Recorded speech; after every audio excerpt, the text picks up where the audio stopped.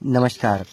प्रजासत्ताक दिनानिमित्त जनसेवा संस्था नरखेड द्वारा आयोजित एक दिन देश के नाम हा कार्यक्रम आयोजित करण्यात आला. या कार्यक्रमामध्ये विविध क्षेत्रामध्ये उत्तम कामगिरी करणाऱ्या सर्व मान्यवरांचे आणि माजी सैनिकांचा सत्कार या ठिकाणी करण्यात आला. हा कार्यक्रम Hindustan agro industries MIDC Narkhed या ठिकाणी आयोजित करण्यात आला. या कार्यक्रमामध्ये कार्यक्रमाचे अध्यक्ष गुणवंतराव कोरडेजी, सेवानिवृत्त मुख्याध्यापक साहेब, तसेच कार्यक्रमाचे उद्घाटक माननीय डॉक्टर नांदेकर साहेब, तसेच या कार्यक्रमाची प्रमुख अतिथी म्हणून हुकुमचंदजी बालपांडे, युवा उद्योजक आणि तुकारामजी रेवतकर, युवा शेतकरी. या कार्यक्रमाचे प्रमुख अतिथी म्हणून वृक्षप्रेमी महादेवजी अरखेल आणि प्रमोदजी वघाळे, सेवानिवृत्त मुख्याध्यापक साहेब. या कार्यक्रमामध्ये विशेष उपस्थिती म्हणजे सर्व माजी सैनिकांची. त्यामध्ये नंदूजी कोरडे, केशवजी गुजर, पंढरीजी कांबळे, परशुरामजी रेवतकर, दिलीपजी रेवतकर, प्रमोदजी बावणे, देवीदासजी विंदाणे, रामदासजी कोरडे, मोरेश्वरजी ढोमणे, हेमंतजी वंजारी, रामदासजी धर्मे, नितीनजी सातपुते, अतुलजी घोगरे, अविनाशजी रेवतकर, प्रमोदजी शेंद्रे आणि सर्व या ठिकाणी मान्यवर उपस्थित होते. तसेच या कार्यक्रमामध्ये भारतीय जनता पार्टीचे युवा अध्यक्ष राजेशजी क्षीरसागर हे सुद्धा या ठिकाणी उपस्थित होते आणि जनसेवा संस्थेचे अध्यक्ष सुरेशजी शेंदे सुद्धा या कार्यक्रमामध्ये उपस्थित होते. आणि या कार्यक्रमामध्ये अग्निवीर युवा योगेशजी नासरे हे सुद्धा उपस्थित होते. त्यांना सुद्धा आज या ठिकाणी गौरवान्वित करण्यात येत आहे. तसेच सर्व निर्भीड पत्रकार या ठिकाणी उपस्थित होते, ज्यामध्ये संजयजी वाळके सर, मोहोळ सर आदी या ठिकाणी उपस्थित होते आणि विनोदजी सहाय सुद्धा या कार्यक्रमामध्ये वेळात वेळ काढून उपस्थित झाले. हुकुमचंदजी बालपांडे यांचं स्वागत विनोदजी क्षीरसागर करतील अशी मी त्यांना विनंती करतो.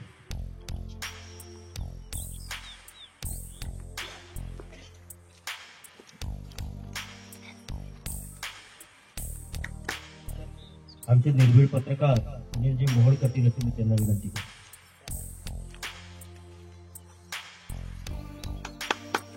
खरा परिचय मी आपल्याला देतो.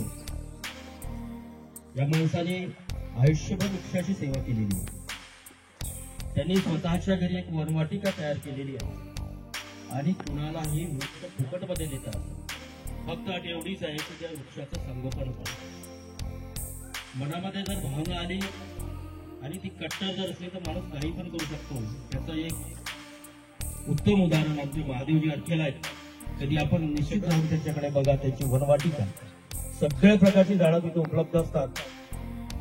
अशा माणसाचं आज इथे स्वागत करताना मला फार आनंद होतो. तेव्हा यांचं स्वागत पुरुषोत्तमजी थोटे करतील अशी त्यांना विनंती करतो.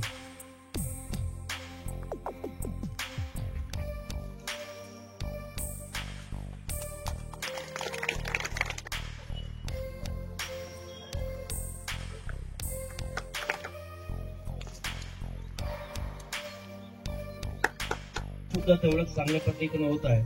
आपल्याला झाडं जगवायची आहे.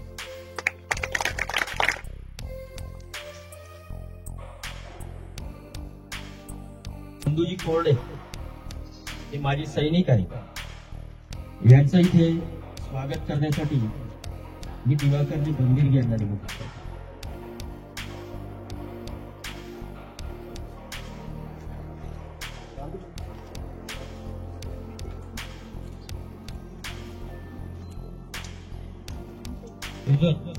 माजी सैनिक यांचं स्वागत करण्यासाठी यानंतर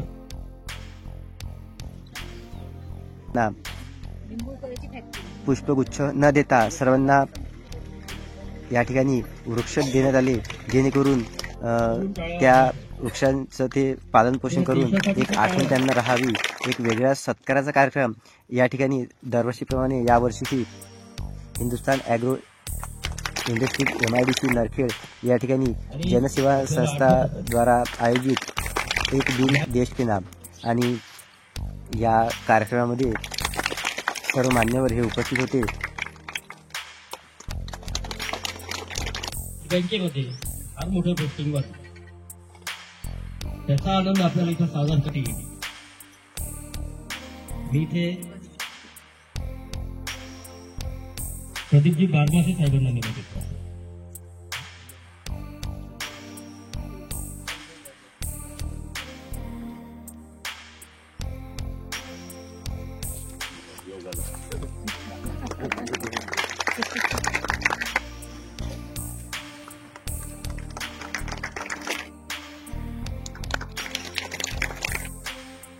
यही आगाज है मेरा, यही अंजाम होना चाहिए. वतन पर मिटने वालों का यही अरमान होना चाहिए. चाहे आप गीता पढ़ते हो या कुरान, हमारे सीने में सदा हिंदुस्तान होना चाहिए. हमारे सीने में सदा हिंदुस्तान होना चाहिए.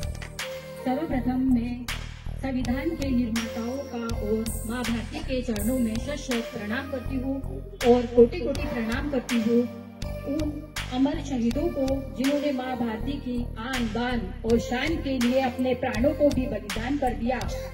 यहाँ उपस्थित सभी भाई बहनों का मैं मन से अभिनंदन करती हूँ.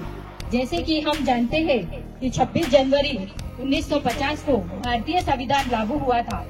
यदि आज हम सुप्रभु और स्वतंत्र हैं, तो इसके पीछे हमारे देशभक्तों की शहादत, उनका त्याग और समर्पण है.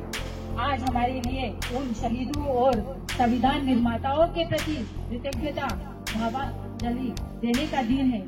भारत के संविधान में सबको समान शिक्षा, भेदभाव रहित सम्मान अवसर प्रदान किए गए हैं. हमारा संविधान विश्व का सबसे बड़ा लिखित संविधान है, जिसे बनाने में 2 वर्ष 11 महीने 18 दिन लगे थे. बाबा साहेब अम्बेडकर, डॉक्टर राजेंद्र प्रसाद, डॉक्टर हरि सिंह गौर जैसे अनेक विद्वानों के अथक परिश्रम की बदौलत यह जन कल्याणकारी संविधान हमें मिला है. इसका हमको हरदम सम्मान करना चाहिए.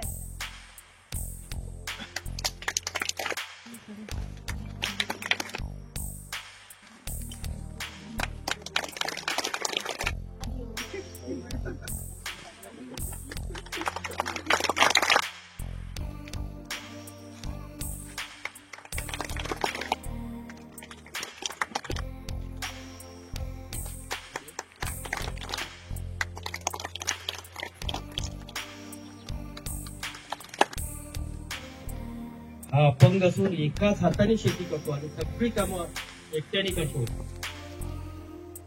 अशा या प्रवीणचा सत्कार करण्यासाठी मी प्रमोदजी वगाळे यांना निमंत्रित करतो.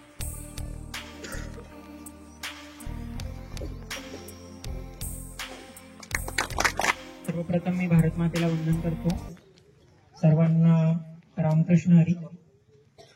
26 जानेवारी रिपब्लिकन डेच्या सर्वांना शुभेच्छा. तसेच ज्या बाबासाहेबांनी संविधानाची सुरुवात केली त्या अशा सर्वांना संविधान दिनाच्या सर्वांना शुभेच्छा. तसं तर फारसं मला बोलता येत नाही, फक्त काम करता येतं आणि सेवा करता येते. मित्रांनो,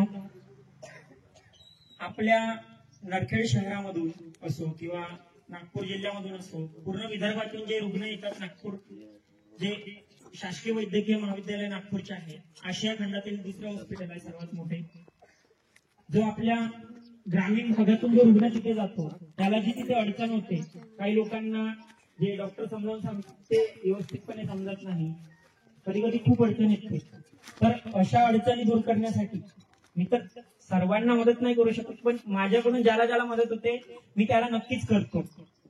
माझे शिक्षण आणि आज मला गर्व आहे एका गोष्टीचा, की माझा बालपणीचा मित्र जो 4थी पर्यंत माझ्या बिष्णोरच्या शाळेमध्ये होता, जिल्हा परिषदच्या, त्याचे वडील इथं बसलेले आहे, नंदकिशोरजी कोरडे. प्रतीक कोरडे आम्हाला क्लासमेट होता. मला नेहमीच गर्व आहे. आणि खरंच ज्या त्यांच्या मुलगी PSI त्या माझ्या वहिनी आहेत, त्यांचा सुद्धा मला गर्व आहे. काटोल पोलीस स्टेशनला पोलीस उपनिरीक्षक पदावर त्या कार्यरत आणि उत्कृष्ट पद्धतीचं त्या कार्य करतात. नागपूरला जर पेशंट आला, जर कोणती महिला पेशंट आली, मेयोला आली, तर त्या मला फोन करतात नेहमीच. मी त्यांच्यासाठी धावून जातो. माझं शिक्षण हे 12वी पर्यंतचं भिष्णूरला झालेलं. त्यानंतर मी आळंदीला 6 वर्ष शिकलेलो. आळंदीला मी गायन, कीर्तन, मला सर्व काही येतं. मी तिथे शिकलेलो. मी वारकरी संप्रदायामध्ये असताना मला नेहमीच विचार यायचा.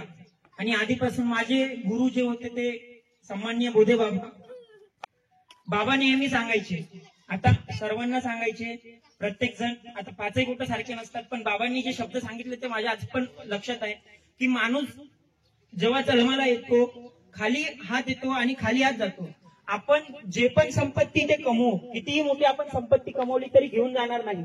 घेऊन काय जाणार तुम्ही? फक्त एक मान, एक सन्मान, जो तुम्ही मरण पावल्यानंतर सुद्धा तुम्ही जिवंत राहाल लोकांच्या विचारांमध्ये. तर मी तो बाबांचा विचार घेऊन चालतो. मी तिथे चांगलं शिकलो असतो, खूप मोठा कीर्तनकार बनलो असतो. माझ्या गावाजवळचे ढोकबाब खूप मोठे कीर्तनकार आहे.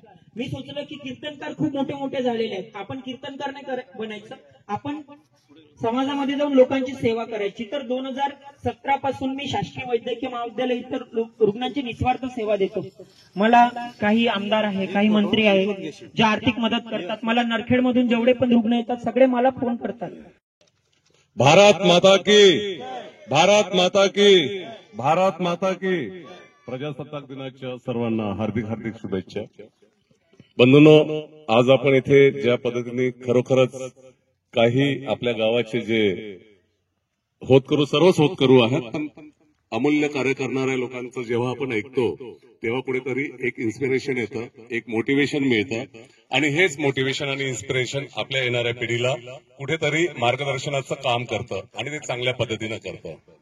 आता या दादांनी खरोखरच चांगल्या पद्धतीचं जे वर्क तो करत आहे. आता काही लोकांना माहिती नसतंय, पण आता माध्यमं आहेत, सोशल मीडिया आहेत, तर या प्रत्येक गोष्टीसाठी आपण कुठे ना कुठे अप्रोच केलं पाहिजे. एक गोष्ट नक्की आहे, आपल्या गावातल्या भरपूर जे लोक आहेत, म्हणजे आपले विद्यार्थी मित्र त्या काळापासून किंवा लोक म्हणूया आपण त्यांना, आता ते नागपूर म्हणजे पूर्ण भारतामध्ये चांगल्या पोझिशनला आहे, चांगले बिझनेसमॅन आहे, चांगले सोशल